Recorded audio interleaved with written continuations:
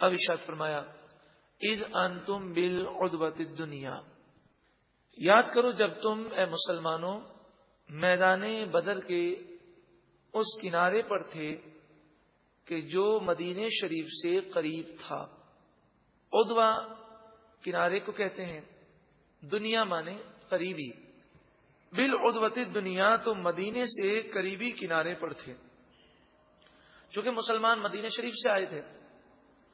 تو میدان بدر کا وہ حصہ جو مدینے کی طرف تھا وہاں پر مسلمانوں نے پڑاؤ کیا۔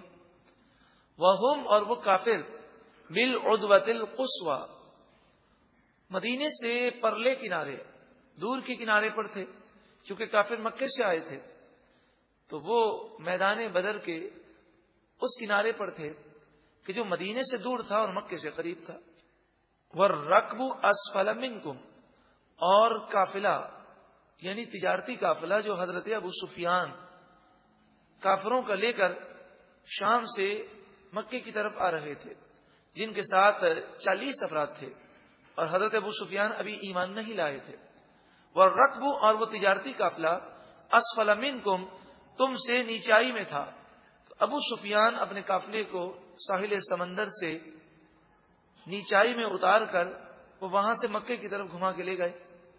اور مسلمان مدینہ شریف سے نکلے، بدر کے مقام پر پہنچے تو سامنے انہوں نے کافروں کے لشکر کو دیکھا۔ تو مسلمان نکلے تھے ابو سفیان کے تجارتی قافلے کو پکڑنے کے لیے،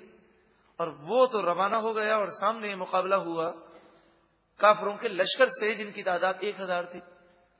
وَلَوْ تَوَاعَدْتُمْ، اور اگر تم آپس میں لڑائی کا کوئی معاہدہ کرتے، کوئی وعدہ کرتے کہ کافر کہتے کہ چلو ہم مقابلہ کرتے ہیں تم سے،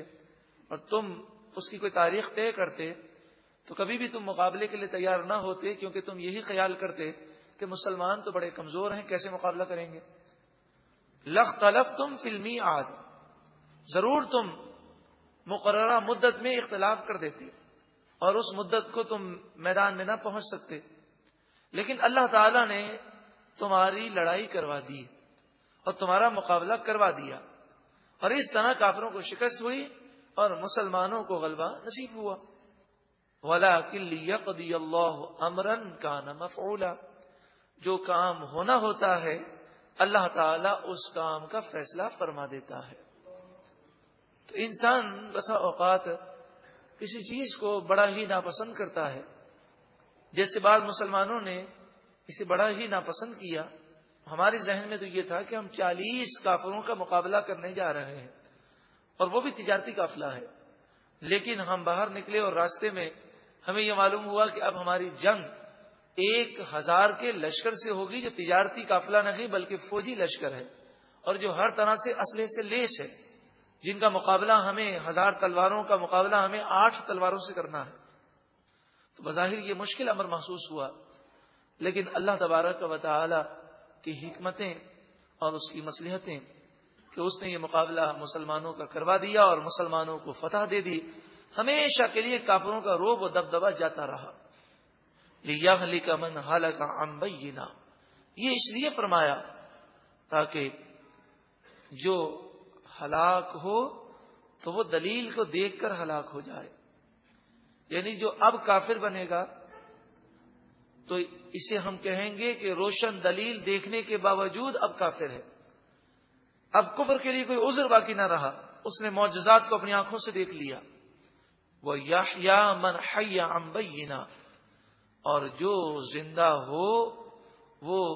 دلیل کو دیکھنے کے بعد زندہ رہے، یعنی جو مومن ہے وہ زندہ ہے، زندگی سے مراد مومن ہے، تو جو مومن ہے وہ ایمان کامل کے ساتھ مومن رہے، اس کا ایمان مضبوط رہے، کیونکہ اس نے فرشتوں کو اترتے ہوئے دیکھا۔ وَإِنَّ اللَّهَ لَسَمِيعٌ عَلِيمٌ، اور بے شک اللہ ضرور سننے والا، علم والا ہے۔ ان آیات کے تحت مفسرین ایک اشارہ فرماتے ہیں اور یہ نقطہ بیان کرتے ہیں، انسان بسا اوقات بہت کوشش کرتا ہے، لیکن اس کے باوجود بھی نہ چاہتے ہوئے بعض معاملات ہو جاتے ہیں۔ تو کبھی کبھی ایسا بھی ہوتا ہے کہ اس میں ہمارے لیے بہتری ہوتی ہے۔ بندے کو اللہ پر بھروسہ کرنا چاہیے اور اسی کی بارگاہ میں جھکا رہنا چاہیے.